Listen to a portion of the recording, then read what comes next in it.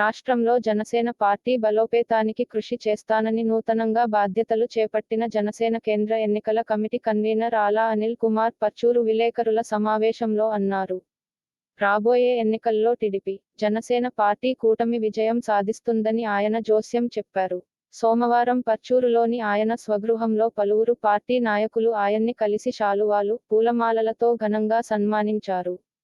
జనసేన అధినేత పవన్ కళ్యాణ్ రాష్ట్రంలో ఉన్న అన్ని నియోజకవర్గాల్లో ప్రచారం నిర్వహిస్తారని అనిల్ కుమార్ ఈ సందర్భంగా తెలిపారు.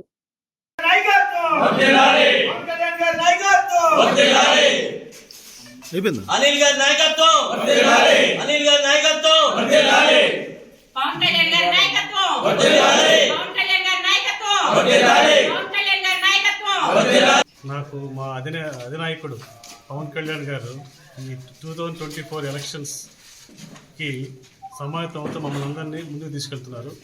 దానికోసము మేమందరూ ఒక ప్లాన్ చేసి, మా నాయకుడు ప్లాన్ చేసి ఒక కమిటీస్, జోనల్ కమిటీస్ నిర్ణయం మొత్తం వేశాడు. దానిలో ఆంధ్ర జోన్ కన్వీనర్గా నన్ను అపాయింట్ చేసినందుకు ముందుగా మా అధినాయకుడు కళ్యాణ్ గారికి, అలాగే పిఎస్ చైర్మన్ మనోహర్ గారికి, అలానే కొండల నాగబాబు గారికి ధన్యవాదాలు తెలియజేస్తున్నాను.